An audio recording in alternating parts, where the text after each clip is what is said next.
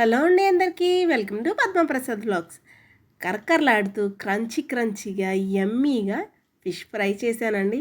చాలా తక్కువ ఇంగ్రీడియంట్స్తో కమ్మగా టేస్టీగా కొంచెం స్పైసీగా ఎలా చేసుకోవాలో నేను మీకు చూపిస్తాను, వచ్చేయండి.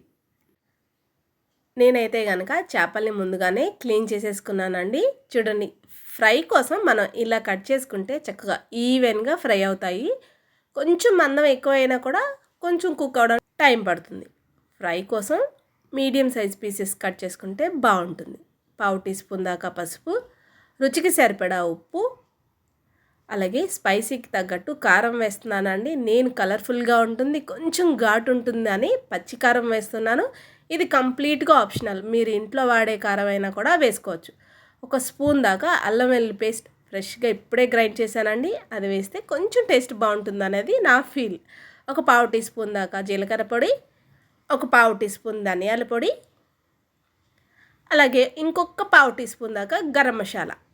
అంతే అండి. చూడండి, స్పైసెస్ ఇంతే. ఇప్పుడు ఇందులోనే మనకి చేప ముక్క కరకరలాడుతూ రావాలంటే 1 స్పూన్ దాకా బియ్యపిండి వేస్తున్నానండి. అవును, మీరు విన్నది నిజమే, బియ్యపిండే వేస్తున్నాను. చాలామంది కార్న్ఫ్లవర్ వేస్తారు కదా, కార్న్ఫ్లవర్ కన్నా బియ్యపిండి వేయండి. చేప ముక్క కరకరలాడుతూ పొద్దున్న వేయించి సాయంత్రం తిన్నా కూడా కరకరలాడుతూ ఉండాల్సిందే. ఇప్పుడు ఈ స్పైసెస్ అన్నీ అడ్జస్ట్ చేయడానికి ఒక పెద్ద నిమ్మకాయని ఫుల్గా నిమ్మకాయ మొత్తాన్ని పిండేశానండి.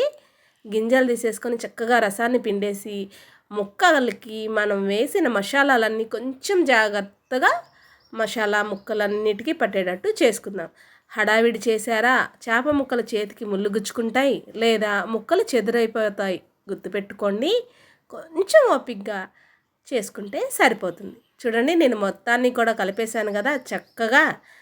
దీన్ని ఎక్కువగా ఏమీ నానపెట్టవసరం లేదండి. జస్ట్ ఒక 10 నిమిషాలు అలా పక్కన పెడితే చాలు. చూడండి, ముక్కలకి భలే పట్టింది కదా మసాలా.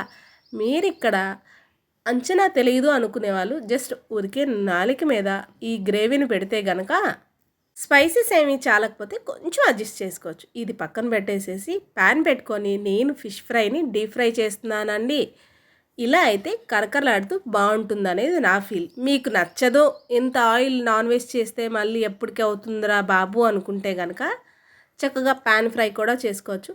ప్యాన్ ఫ్రై చేసిన వీడియో కూడా మన ఛానల్లో ఆల్రెడీ ఉంది. దాని టేస్ట్ దీని టేస్ట్ కంప్లీట్గా డిఫరెంట్గా ఉంటుందండి. ఒకసారి ట్రై చేయండి. ఇలా కూడా చక్కగా ముక్కలన్నీ కూడా ఆయిల్ బాగా వేడెక్కాక వేసుకున్నాం కదా, లో టు మీడియం ఫ్లేమ్లో పెట్టుకొని చక్కగా ఒకవైపు వేయించుకొని ఇప్పుడు రెండో వైపు టర్న్ చేసుకుంటున్నాను.